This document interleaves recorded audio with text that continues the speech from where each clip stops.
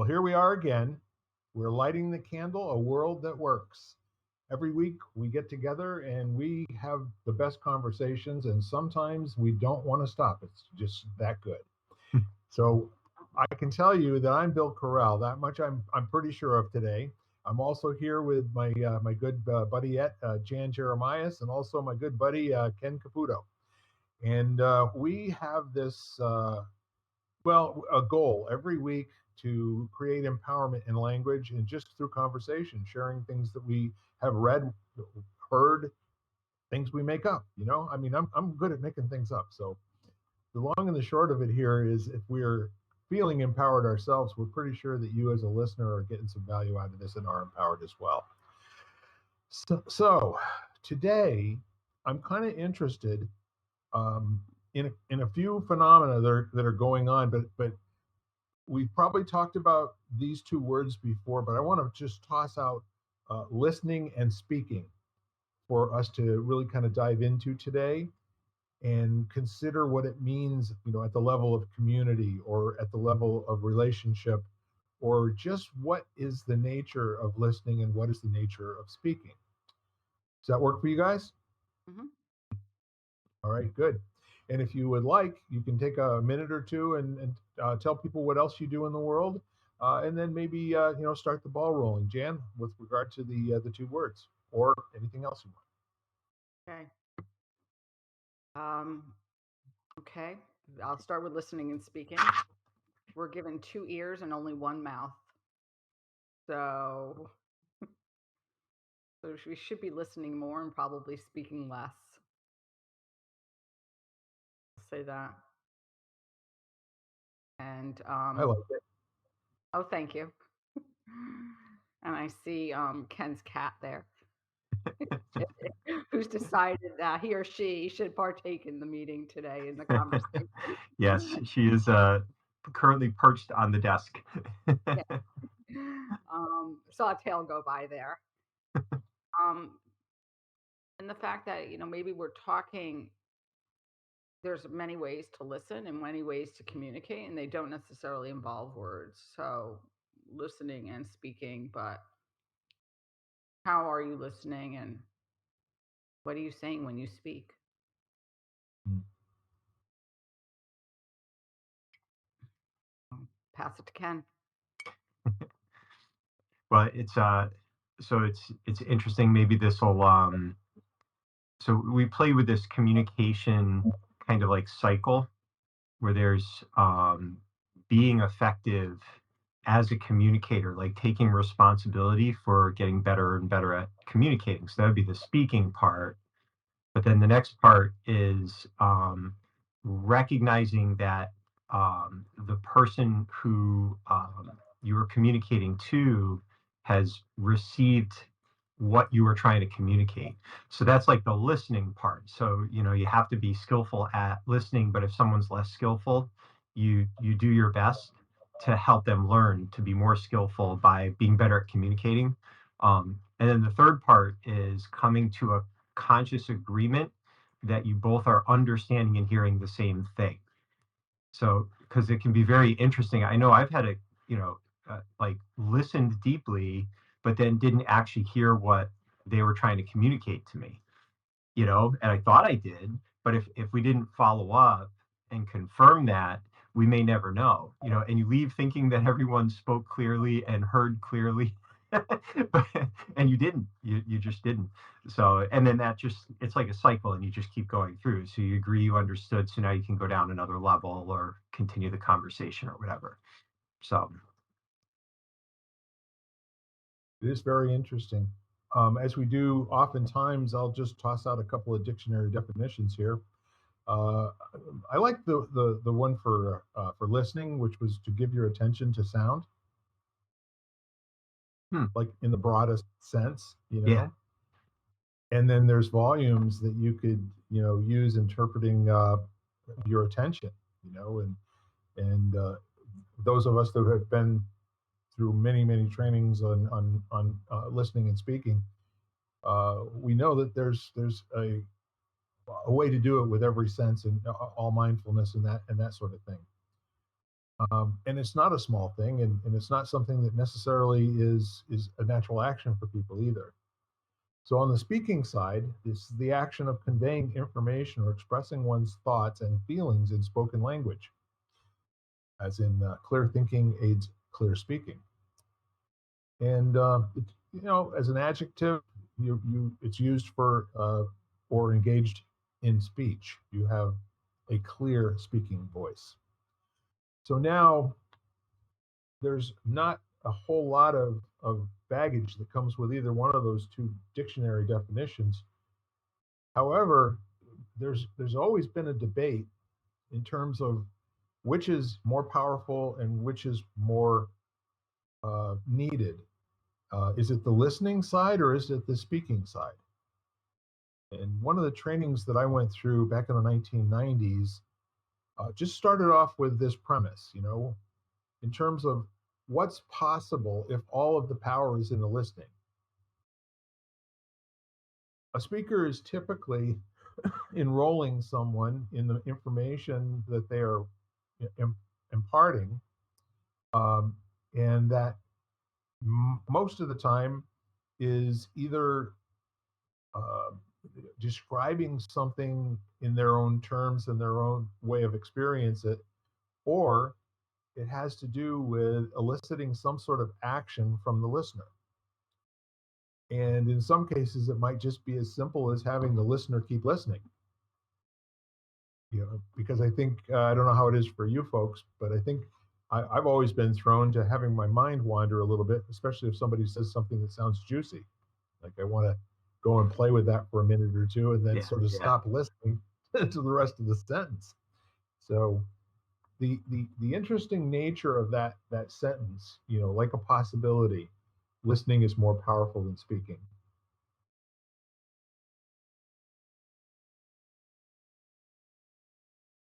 And I think probably to the nth degree is stated in the sentence, all power is in the listening.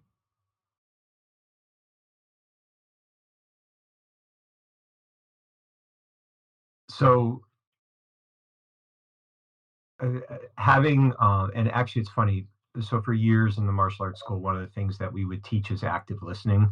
That was big, especially in I think the 90s and early 2000. You heard about that a lot, and the focus was on that, on the listening part.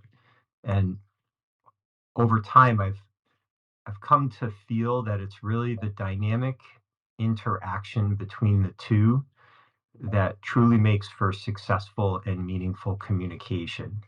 And weighing one over the other is going to be relative to the context of the situation. So it's basically a both and.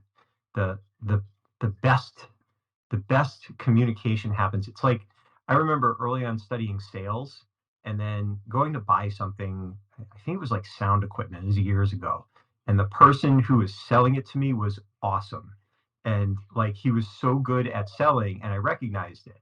So then I started kind of playing with the sales techniques that he was using, and then he recognized that I also knew sales, and we had the most fun. I bought more than I probably wanted to, but it was like it was because we were both skillful, and that skill started like amplifying the entire interaction to the point where it was a more enjoyable, meaningful interaction based on our ability to both, you know, speak and listen, and really look at the full Tao of communication, I guess you would say.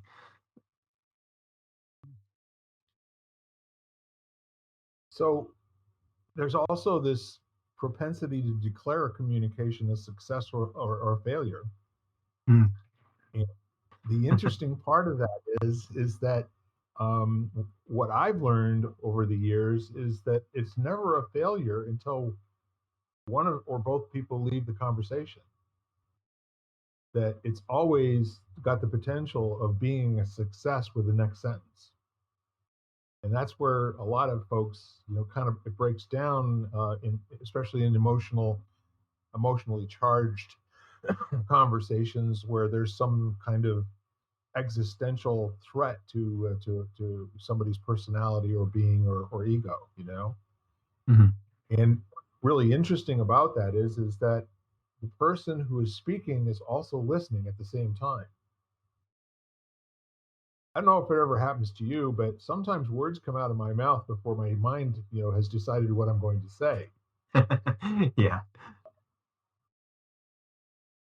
I think what you were saying, So Bill, is is the ability to keep the conversation going. So even if it's not is if the conversation ends or you've labeled it however you label it, it's not good or bad, but you've labeled it, is to keep it open enough that the conversation can continue.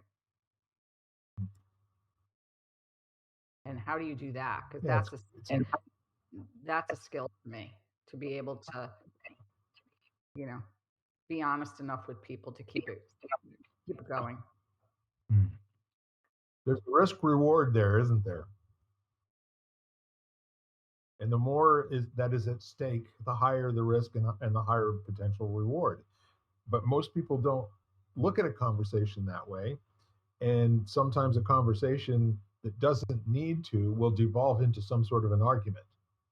And then the argument has this implied necessity to win something, right? Like there's something that you can win in an argument. Mm. And it becomes more about, arguing to gain some sort of an advantage, psychological, emotional, or just to be left alone. I mean, maybe sometimes that's a win.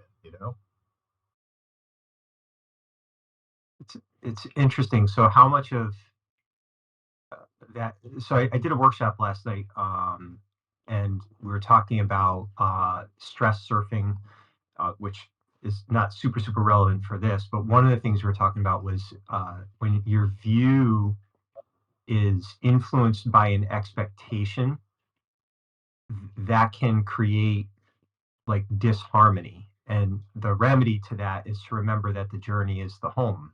So I wonder if like we're judging the communication as needing to be good or bad, or what degree of success was it, instead of, I think what I'm hearing you say, Bill, is just be appreciative of the fact that there was communication.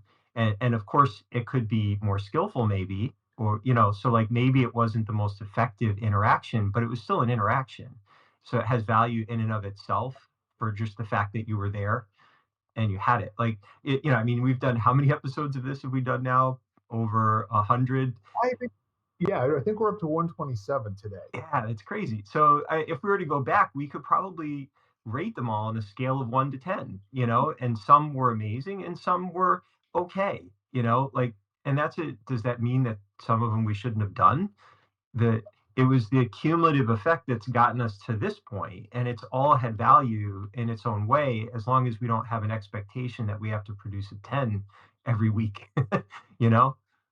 And I think in every exchange that you have, depending on what that is, and I had this conversation with my my business coach, is that you go in with an objective or what Mm. you feel is that objective, and what if you let that objective go and you got just go in with the expectation that I'm just going to have a really nice conversation with this person and I don't really expect anything, whatever happens happens.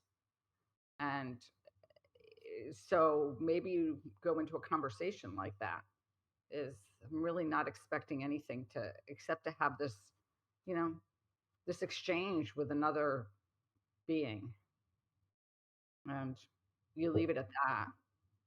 Actually, that's interesting. It's one of the things with all of our teams, we train them to focus on being clear on the result that you're seeking to produce, and knowing that you may or may not produce it. That's not the point. It's Hmm. just clarity. And whenever there's like, a meeting that's getting heated or whatever, one of us will try to remember to stop and just ask that question: what is the result that we're seeking to produce? And it's funny because sometimes, like Bill was saying, the communication gets derailed by some thought that entered your head. And then the tension is because you forgot what you were there for. So, Or you either know, that, or you go into, a setting or a situation with, I really want to get this out of this. Like I want to get a referral from right. this person, or I want this to go in this direction. And then the I think we spoke about this last week, and then we get attached to that objective, Mhm. and we feel either disappointed by the conversation or the fact that we feel, quote unquote, we didn't get anything out of it. And to see how, to what extent we can actually let that go. So we really are going in with this. Maybe we have an idea of our objective, but we're not attached to it. So whether it happens or not, and either way, it's not a bad, and it's not a, it's a conversation, and it wasn't a bad conversation. There's also an interesting kind of juxtaposition between the stance of expecting and having expectations, which implies an attachment to a particular outcome or result, versus intentionality or intentions, where now you're going in and you're bringing your energy and effort, and the work in the conversation will be to keep your intention mindful, and maybe even do a little bit of enrolling of the other person of what the intentionality of the conversation or the action or the set of actions or the project is, but I went into a uh, when I went into the forum, I asked, the first question I asked, I mean, yes, I'm always going to be that dumbass guy that stands up and makes a statement in front of 40 strangers to the forum leader and say, um, because he asked, is there anybody who has any questions about this weekend before we get started? And I said, yes, I do. I said, that part of the application where we had to write down what our expectations were. And he said, well, can I stop you right there? He says, there's nowhere in that application the word expectations is used. And I said, yeah, sure there was, because what do you want to get out of the weekend? And he said, well, are you sure it's expectations, or are you not sure? And I said, I feel like I'm sure, but now I'm not sure. He said, well, I can tell you the word expectations does not appear in that application anywhere. I wrote the application. The word that you're reaching for is intention. What is your intention, to produce a tangible result, having been in the in the weekend? And that was very powerful for me to sit there and think of it in terms of it was an arrogance on my part, to tell him that I wanted to know how they were going to deliver my expectation to me. And he said, I guarantee we will not do that. Now, if you stated intentions, you will get that. And he said, I will promise that to you right now. And they delivered. But the point is, it's just a little bit of a different point of view in terms of my listening both to him and to myself. And you know what, when you get into a situation that's a little bit different, do you ever feel like really nervous? And of course, you have to stand up in front of all these people and have this exchange, with a forum leader. So we also say that, above the heads of most of the people that are sitting down, there's about 3 feet of dumb gas. Okay, which when you stand up, you're no longer giving your attention to the conversation. You're naturally going to be worried about looking good or saying the right thing, or at least sounding like halfway intelligent, right? And then that has to go away for there to be any progress. And so the neat part of being in those types of interactions is it's training wheels for going out in the world and being in front of strangers and people, already having gotten some powerful coaching in terms of what doesn't work when you stand up and ask a question.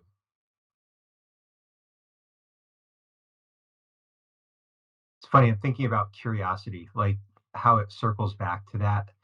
Yeah. If you're curious, like it triggered what Jan was saying about, you come in maybe for, like, you're looking to get certain networking objectives done, or whatever it is.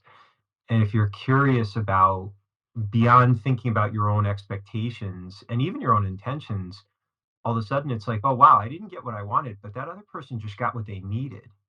That's a win. Like, and you might miss that because you're so caught up. I remember doing martial arts workshops, and we all used to talk about go in looking for the gems. And if you went in like expecting to remember a bunch of stuff, or thinking it was gonna, you're gonna learn certain things, it rarely worked out that way. So instead, if you just stayed curious, and then we compare notes, and it would be amazing how all of us found value, but it was very different. Like what we listened to, what we heard was unique to each of us because we were just curious as to what would stand out to us as being of interest or have value or whatever. Well, Ken, being a teacher, and I'm in the same boat, like it's always interesting to me when I say things and my students get different, I have students that get different things from what I say or what I read or whatever. And it's the same thing. I'm saying it to the same group of people, but it's, they're hearing it very different. They're Mhm. hearing it the way, and they're hearing it the way they need to hear it. That's the interesting thing about information or delivering something is usually people hear what they need to hear. And, or if, it's always the same thing is like getting messaging, and it might be the same messages from different people and at different points. And all of a sudden you hear something and they'll say to you, well, I've been saying that for 10 years, but you weren't ready at that point. You weren't Right. ready at that point to hear it. And at the point you do hear it, all of a sudden, whatever, for whatever reason, and it could be like, I could get could be all the stars align. I mean, I don't know, but, and you all of a sudden are ready to hear whatever needed to be said, and you are open and you're like, oh, now I get it. You ever So have like oh, sorry, I was just saying, it was a quick thing. Just it those times where someone has an insight based on what you were teaching that you didn't know you were teaching. It's like, yeah, I meant to do that. That's right, They make exactly. you look smart, and it's like inadvertent, and just but they drew some parallel that you didn't even know was there. So it can Either be so that or much fun. Either that or something very basic. And so I use, for years, my yoga teacher used to say, pull up your kneecaps. And I was like, when you were standing, and I used to be like, what does that mean? Like, what does it mean, pull up your kneecaps? And then I went to a class and this woman said, engage your quadriceps. And I engaged my quadriceps and my kneecaps lifted. And Oh, yep. I was like, oh my gosh, like, why didn't she just tell me to lift to engage my quads? And it was so funny because I'd been hearing it for years, had no idea what it meant, and thought, well, I hope I'm engaging my quadriceps because I don't know what that means. I mean, It's I a hope I'm, classic example. Yeah, like the I hope whole agreeing that we understand the same thing. That's that's right. that's a perfect example of that. You wi- know? without testing the corroboration, and Yeah, and that's Exactly. how I think most arguments get started, with both people clearly believing that their understanding and the version of the conversation that they recall is what really happened, and how could you not agree with me now? yep, And yeah. I think that people that operate at that level, it's concerning for me, to be around people, especially people that I'm getting paid money to coach, or that sort of thing, who feel like they have to go back and rehash old conversations, like there's any value in doing that at all, as opposed to just jumping in. Well, let's take all of that as history. Let's take all of that as whatever it was. And now let's have a conversation about what you'd like to do next. That's disarming for people. And actually, in some cases, I can see the look of consternation on their face, where they're really committed to going back and saying, well, no, we had this conversation and this is what got said and this is what I meant. And you knew I did, right? I don't have many conversations with people like that, but when you do have them, it's not necessary to rehash what didn't work to this point in order for the next thing to come out to work. Does that make any sense? Can I add a caveat to that? It's just kind Yeah. of interesting because I've had some success with it. Because I completely agree, and especially when the rehashing is on an emotional level. Sometimes it's how people are processing, but what I found was what was actually helpful, especially with people who were new to each other. So like we're still learning like style and the way we see things. It's going back and deconstructing the conversation to see where we could improve in the way that we're listening and speaking moving forwards. So it's not about what was said, it's about the delivery and what was meant, so you can learn a little bit about like how people like sometimes just patterns of language for so you're hearing it one way but that's not how they mean it, because they just have a different context for how they use it. So yeah, but it's actually kind of tricky to do because of what you're saying, Bill. if there's residual emotion tied up in it or some kind of unresolved something, it's very difficult to have like, I don't know, a more clinical, like a technical conversation, let's call it that, you know, about past communication. To that end, the time to correct any misunderstandings is while you're having that conversation. So it's totally appropriate to put the training wheels on and use, language like, well, here's what I think you just said to me. Is this what you meant? And this is what I'm taking away, which is giving that person an opportunity to hear what landed over here, not what they said and intended to land over there. So that if it's not a good representation of what was intended or meant, then you get an opportunity to clean it up now, or just say, yeah, that's pretty much what I was thinking. I've actually struggled with that at times. Yeah. Usually when someone they're dealing with some kind of a confirmation bias that's triggering an emotional response, or they're in a place of defensiveness, Mhm. and you just can't work through it at that time. What you need is you need to create space and let it go until kind of the heart-based energy has cooled a little bit. So yeah, but I've tried to do that and had it not work very well. And there was just literally too much association to something else that was bringing up so much emotion that it was clouding the ability to, really think beyond the feeling reactions they were having. It's interesting how much of communication is emotion, you know? I mean, to that point of how much, because basically, we all navigate life through our experiences, and the degree that it imprints emotion within us is how we carry forward. And so when we come to a conversation, that's basically what's happening. I went to um I went to a lecture, and I don't remember what phrase the woman said, but this phrase annoyed me. Afterwards I thought to myself, what is it about that phrase that I don't like? Um, Uh, like and sometimes it has to do with where, like the origin in which you live. And I'll use the example of, like, I go to a lot of stuff, and depending, never from the Northeast and from the East Coast, but somebody will be like, oh, I like the fact that they're working with a client or they're doing customer appreciation, and they'll be like, I was just loving on that client. And I just think to myself, like, I hear that expression and I just want to go, like, and so,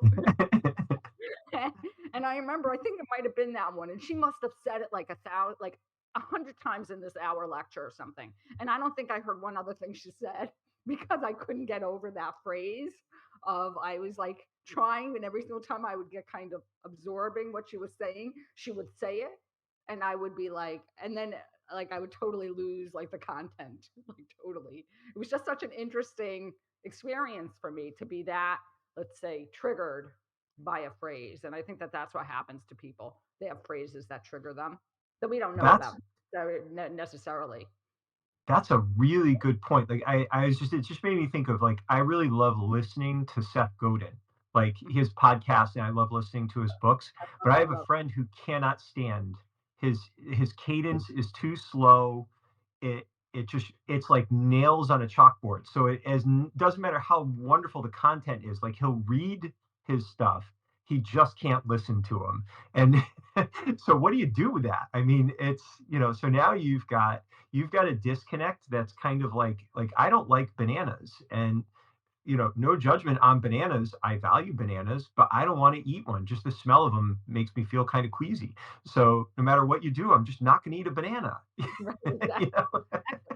exactly. I just remember that like that lecture, because I think she said some really great things. But and afterwards I thought, it's so interesting that that phrase really, and it is a cultural thing, because I think it's something that they say like down south a lot or Oh, something. okay. I don't know. I don't want to say that, that might be wrong, but I was just so funny because it's never like all, and it wasn't only me. It was like, I don't know if it was such a trigger, but then when I spoke to friends afterwards who were at the same talk and I mentioned it, they were like, "Oh, I hate that phrase. I don't think it hooked them like it hooked me." But Mm, it was definitely a sort of like a regional type expression where it was a particular region of the US where I guess it's much more accepted. that's funny. It's so human too. No Yeah. matter how good we think we are. It's that Dunning-Kruger effect. Are you a good listener? Are you a good speaker? 95% of the people say, yes, I am. And the truth is, 95% of the people are not good listeners, nor are they good speakers, you know? They're not in conversations to learn, they're in conversations to accomplish something, you know? And so, what's really cool about what you said, Jan, is it's so fundamental to human beings that yes, something every once in a while is going to explode and trigger us. That's the nature of who we are. We've got these little time bombs in us, and we don't get to vote on, or no matter how trained or transformed we think we are, no, you're not impervious to that. But you need to have a technique to bring yourself back in line again and go, okay, I'll analyze all that later. There's something for me to learn here about me. And now what she's saying, because I'm paying good money to get this lecture, that sort of thing. Well, I then went back because it was recorded and I listened to it on Yeah. recording. And I think knowing that was like, knowing that I had been triggered and that I really didn't hear anything, I thought, well, okay, let me see what else there is there for me to grasp something that I might, or just to be able to learn something I didn't know before. But I Yes. had the opportunity to go back. And I also had the opportunity to look at myself and say, oh, how interesting, in a curious way of like, what is that about? Like, what is that phrase actually, you know, doing in me? Well, what you just said, that's how your get out of hell card, as opposed to just walking around the world upset. You can laugh about it afterwards, and you can go, nobody else in the room seemed to be really taken aback by what was being said, but I was. And what's up with that? Mm-hmm. It's The interesting. I truth. remember. Oh, go ahead, Bill. Sorry. I was just going to say the truth is nobody else is even interested. Like, so Mm. what? you know. And thank you for sharing and all that. So I'll get back to my own listening now. Thank you. Mm-hmm. Like there My is such a my thing. my mentor shared just kind of an interesting perspective. This is back when I was starting to work with larger groups, um, and he said, go in thinking this: 20% are going to buy in no matter what you do. 20% are not buying in no matter what you do. The other 60% could be swayed in either direction. So that's where the skill comes in. And it was interesting because I remember, especially when I was working with larger groups, I kind of key in on the resistance points, the ones that their body language was telling you that they just weren't engaged. So now you're fighting for them when the reality of it is, because of where they are, because of who you are, or the content, the subject, whatever, they're just not going to engage. So Mm-hmm. why are you draining your energy trying to pull them in? And it was interesting. So I started looking for the 20% that were champions, and pulling a little energy from them, and then noticing the ones that were neutral and reading the things that were leading them towards more engagement, and it was less frustrating. Like you at the end of it, you didn't feel like you didn't succeed. Like if you're watching that 20% that just doesn't want to be there, it's not going to be a very empowering experience for you. Yeah. But I always found that interesting. And he said, don't get too caught up in the percentages. It's just, the idea that there's a small percentage that's all in, a small percentage that's all out, and then a lot of people that are just open. And that's where be responsive and skillful and notice which way that they shift, you know? Well, I think no matter what you do, that's what happens is there are always people that are very much like either get it right away or really open to whatever you have to say or to making change or more open to making change. And then there are people who are very resistant to no matter what you say, they're not doing anything different. Yeah. And then there's the whole group in the middle who Yeah.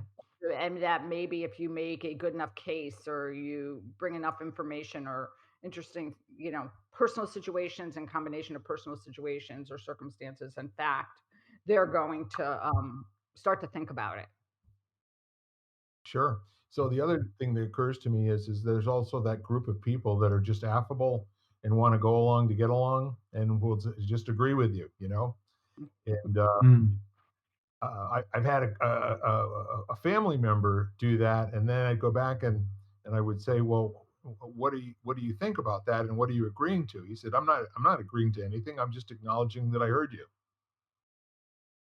I'm that person a lot.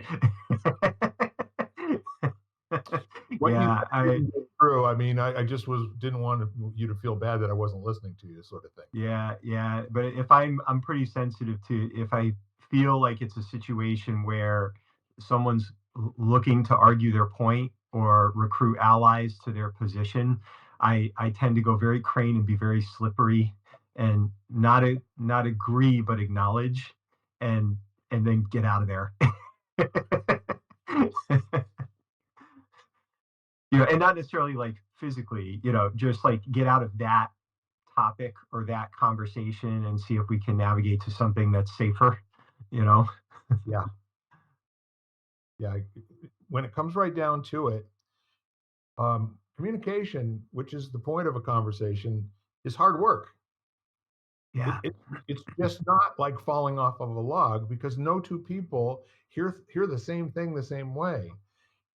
And again, what I've read is kind of a truism that you will have to hear things 7 times before it will finally connect with you what's being imparted in terms of what the content of the conversation is. And that can happen quickly with a voir dire, where you're kind of like dicing up the sentence and say, "This is what I got out of what you just said." And if you're in a situation where it's emotionally charged, maybe not, maybe it's not worth it.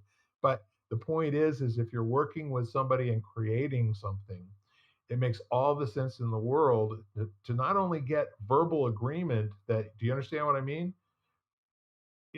The answer is not yes or no. I mean, Hmm. the answer is, here's what I'm taking away, and is this what you want? And then when you say that, there's an opportunity for fine tuning or total rejection, or no, that's not what I mean at all. And in key situations when people are just getting to know each other, that's really, really important. It can be very important. It might be the reason why friendships end, and neither one knows why. Mm. That's an interesting thing too, because I think that it's good to remember that for some people, their center of gravity isn't on being understood, it's being agreed with. Like they need you to say, I see it your way, or you're right, or that's true. Like, if they don't have that, they may not know why, but they may be very frustrated, and often if there's not self-awareness, that gets kind of reflected back on you. Like, what's wrong with you? Yeah, You snowflake, you whatever. There's some kind of term that comes out that's basically saying you don't get it. Wake up. That's the big one you hear now. Wake up. And it's because they're not getting that agreement that they kind of feel that they need to receive that confirmation of whatever it is that they believe to be true. right. Well, I remember hearing something about, understanding like one of the biggest downfalls in any relationship, or especially in the beginning of a relationship, when the gentleman was like spoke on relationships a lot, and he said that when you go into a relationship and you say they totally understand me, and he said no one understands you really because they're not you and they haven't had that experience. So to think that anybody's going to totally understand you is like, he's like, if somebody says that to you, he's like running the opposite direction, Yep. basically, like, oh, you totally understand me. And then you're going to be like, no, I don't think so. Um, and so when we're talking, and then the other thing is, I think there is this ability, and I can speak to from personal experiences. I think sometimes people just want to be heard. I don't know that they really care whether you understand them or they understand you or not. And Yeah, I've had that for Yeah. myself. I just want to, like, I don't need you to fix it. I don't need you to do anything. Just listen, or basically let me voice, and hopefully you listen and get something. And just to have that sounding board, or just somebody there, and maybe you talk to your pet, and Ken, you can talk to your cat, because you just need to be able to expend energy or have somebody hear what you're feeling, And that's where I use the word feeling, because I think that comes out a lot when things are emotionally charged. Like people just want to be heard, basically. And that's different than listened. And listening is just to be heard. So the best version of that I have heard, what you just said, which is the exact same thing that Ben Shapiro was talking about. And he's talking about how he made great strides with his wife when he just asked the simple question, honey, is this something you want me to work on and fix for you? Or is this something you just want me to listen until you're done? Right, exactly. It's freaking brilliant, you know? What is the result we're seeking to produce? 100%. Yeah, yeah. You know, it's funny. We for teaching, we developed this. I call it the avatar grid, and it was designed around that because that's so common, where you're basically in the wrong communicator role for the situation. So like we start in the middle as the guide, but then you can flex in and out of that everywhere from being professorial, where you have knowledge and you need to impart it and they need to listen. And then on the opposite end is being a friend, which is more what Jan's talking about, just someone that's there, you know, just to support. And then there's coach and there's advisor and there's sounding board. So what we do is when we have to have a constructive conversation amongst our team, we ask them, we tell them basically what I need right now is an advisor. You know, are you okay with being in that role for me? So you're setting the expectation up front and you're dispelling any confusion. And we've all agreed in advance as to what that language is and how it works. So it's funny. I think in a lot of long-term relationships, I bet you end up creating those types of shortcuts, which is what Ben Shapiro did. There are shortcuts that allow you to quickly assess what the result is and how the communication, what the context of that communication should be.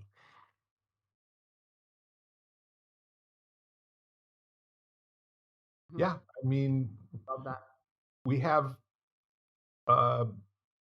shorthand words that define an entire, set of feelings or experiences or that sort of thing. We couples that have been hanging around with each other or family members over a period of time can say one word and then everybody breaks out laughing. Yeah. Yeah. Think about all the context that's been Yeah. built over time behind that one word. It's very powerful. It's cool. Yeah. And then, I mean, spending a lot of time around animals. And then there's a lot about tone. And you'll see this with babies too, or infants or kids, where if you could say anything sometimes, but if you have a specific tone to your voice, or if it's animated in a certain way, you get a certain response. So I have when I talk about Tonka or when I'm talking to him, I have that voice. And I'll be anywhere and have that voice. And he comes running because he's like, oh, you must be talking about me, or I must be in some way. And it has nothing to do with what I say, it has to do with the tone I use when I say it. Yeah. So you have that, when you talk about listening to sound, the sound quality Yes. for listening.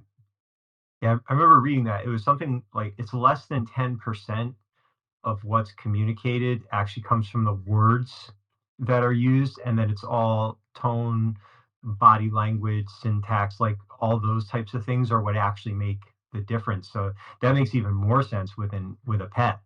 Yeah. Because they're super responsive to even your body language, how you're holding yourself when you're talking to them, and yeah, that's yeah.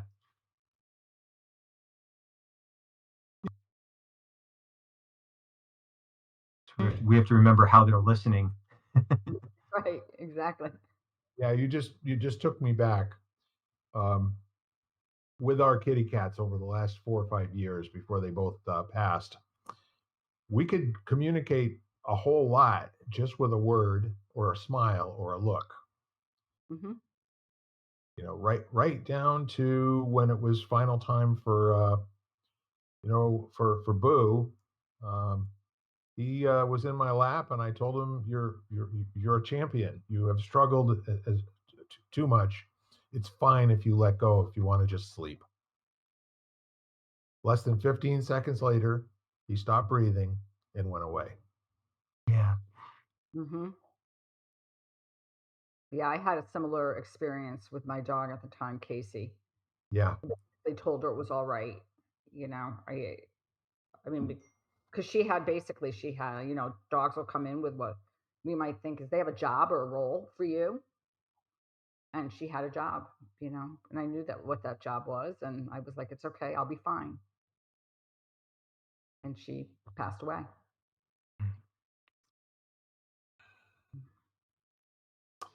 There are times where there's perfect clarity. And Yeah. again, like Ken said, it has little to do with the words and a lot to do with everything else. Mm-hmm.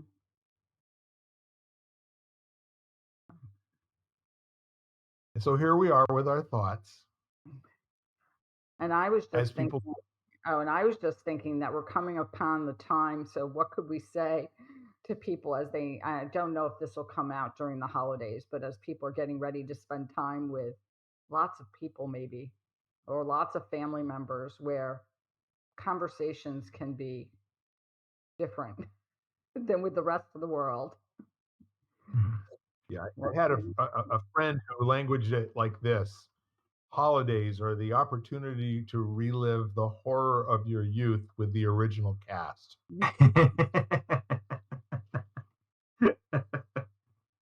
I think it's probably true for a lot of families in various, various ways. There's a shred of truth to it. Yes. I used to always say, if you want to see whether your yoga is working, spend time with your family. Mm. Well, I That's guess very it's, interesting. one of the things that through the years that's been helpful to me is just I choose not to let the the the actions, words, behaviors of someone else change the person that I choose to be in the world.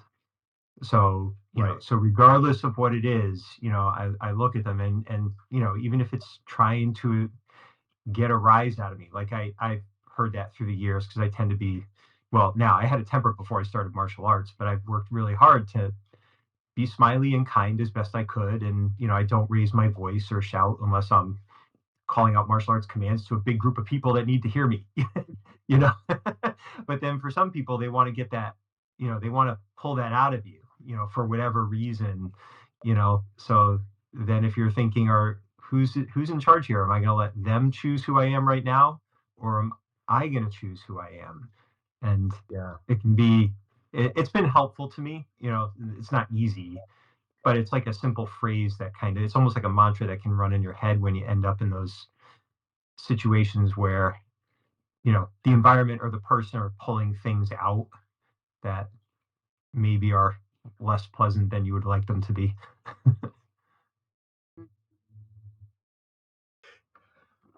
Well, I'll tell you what.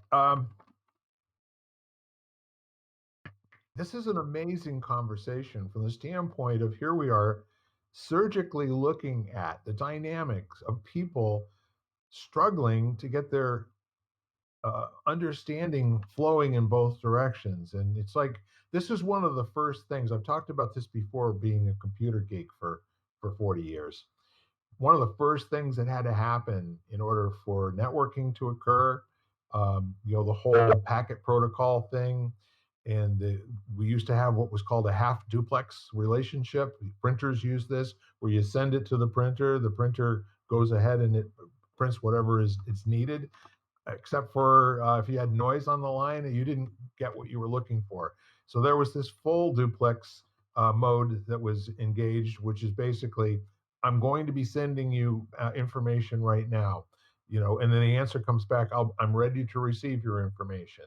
And then the next thing comes from the receiver saying, I just received your information, and this is what I received. Did you send this? The answer comes back from the sender, yes, I did send exactly that, and you're good to proceed to the next message.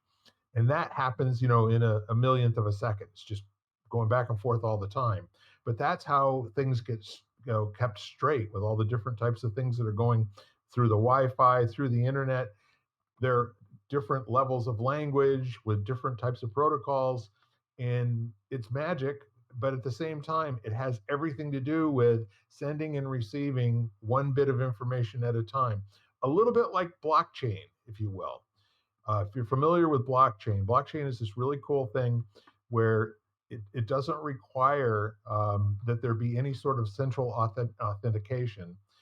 The authentication is established between the sending and the receiving uh, parties, within the software, one bit at a time, which means that it's totally open and everyone can see that the transaction has occurred, but no one can mess with the transaction and change it or redirect it.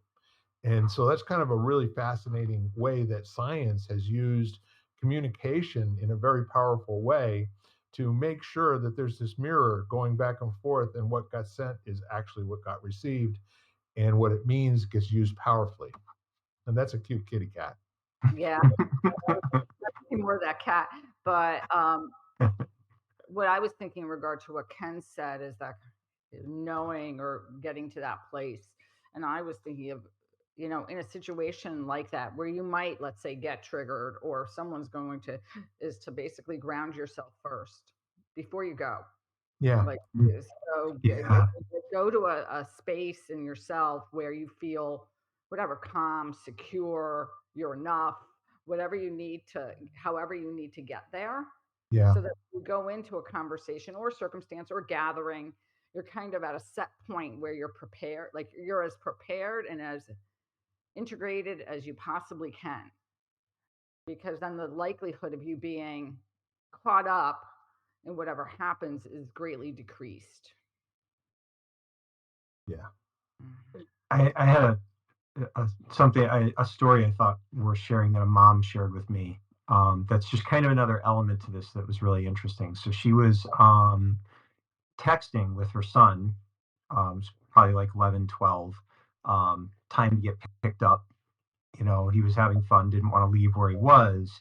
So he texted, "I hate you," to his mom. And she used it as an opportunity to kind of teach him the difference between when you're in a real situation with an actual person in front of you compared to when the distance is created by digital communication. So she went and picked him up, and before he got in the car, she said, "Say those words to my face. Like you're looking at me now. Tell me you hate me." And he started crying, and and he couldn't say the words. And it wasn't an attack. She said she was pointing out to him, and they had a conversation on the way home about, notice the difference. Notice how much easier it is to say hurtful things or harmful things when you have the disconnect of, a digital platform. Remember, when you see me right in front of you, you don't hate me. And she says, and I know you don't hate me, but Yeah. you had no hesitation in saying that in that way. And it struck me how, especially right now, I think there's a lot of the communication disharmony is forgetting how difficult it is to be graceful and balanced in the way that we choose to uh, put words out into the universe, especially with things like social media, where you can be anonymous, they're anonymous, you can target entire groups and label them as someone that's not you, and deserving of whatever aggression and stuff. So I just found that to be a very, very elegant and powerful lesson to share with a child who's growing up. Basically, their whole life, they will know nothing but this digital world and have to figure out how to navigate it. So I thought that was a pretty powerful thing.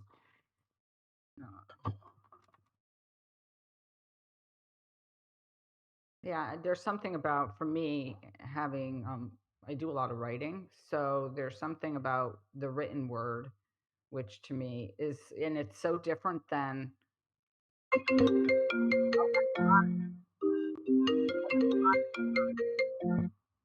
where even though the person is not directly in front of you, but there's something about writing something to someone and handwriting it has Yeah.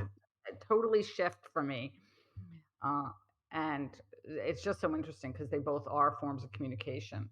Maybe Mhm. because I've never It's not like I go around writing stuff like that's harmful to somebody in a letter, or but not as often as I tend to write people things that are much more,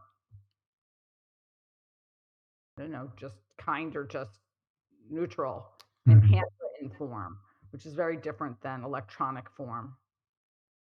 But I bet Well, you the thing of you're aware of that there are actual humans receiving it, That's and right. I think that's what can get lost. No, Is I this isn't a agree. human? This is like a facsimile of a human that I don't have any real connection to. You know? No, I guess I think you're very right. I think that there is that humanness about it, and maybe it's just the fact that, besides for my bills, I love getting mail, like hard copy mail or letters Yeah. from people, and so it. so I just want to just put a thought out there that we have actually watched common courtesy vanish in the Twitter age, and with people being on community forums and that sort of thing. I think I watched Nextdoor destroy friendships like nobody's business, where somebody goes too far saying things that are uh, they're cruel. They're probably not true. But again, after a couple of beers, sitting at that keyboard and hit the send button, um, and then what we see is because there's that loss of decorum, in the e-space, that people are nastier to each other out in the real world too than probably ever before in my lifetime and expectation. But with your kind permission, what I'd like to do here, because we are pretty much at the end of our hour, is maybe a summary sentence from either one of you in terms of what this conversation means to you, and what kind of impact has it had, with being in this conversation, talking about these things for this past hour?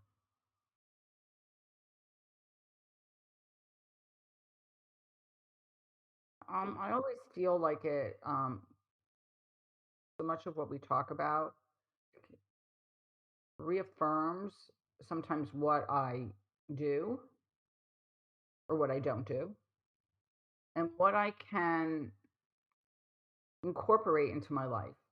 So Yeah, what differences I can personally make in going forward from here on, and who I interact it with or who I communicate with. right. And so I feel like, okay, well, it starts, it always has to start with you. The way I feel like it has to begin with me, Yeah, and that brings it forward and out and ripples of, the whole ripple effect of, the more people I interact with or everybody I interact with, if I'm different, then they're going to have a different response, as opposed to if I came in from a harsh place, for example, or saying something, you know, that was not kind or in a manner that wasn't probably the best. Because once it affects them, they go out in their world, and most of the time they're going to do something similar or react in some specific way too. yeah.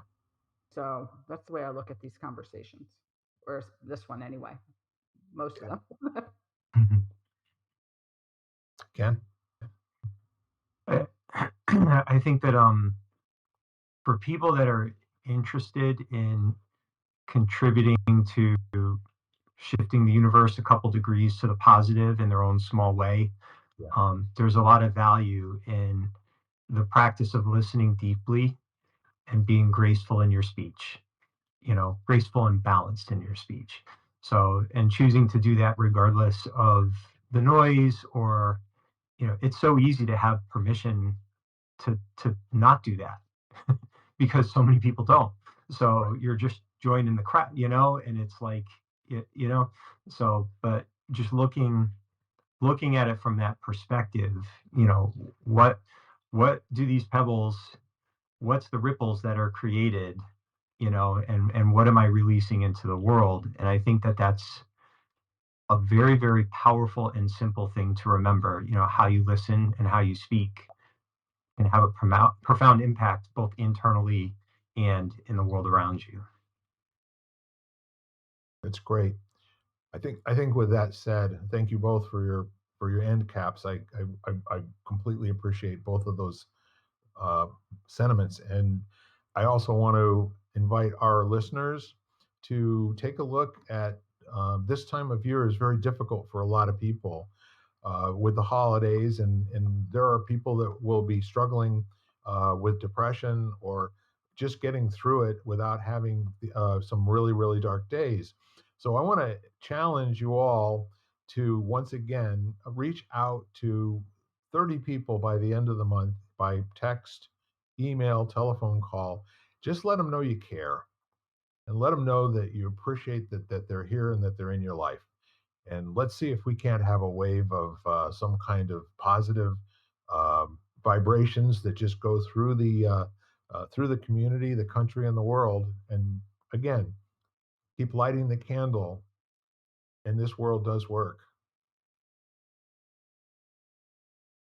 And that's all for me. I like Bye. it. Bye bye, y'all. Bye-bye.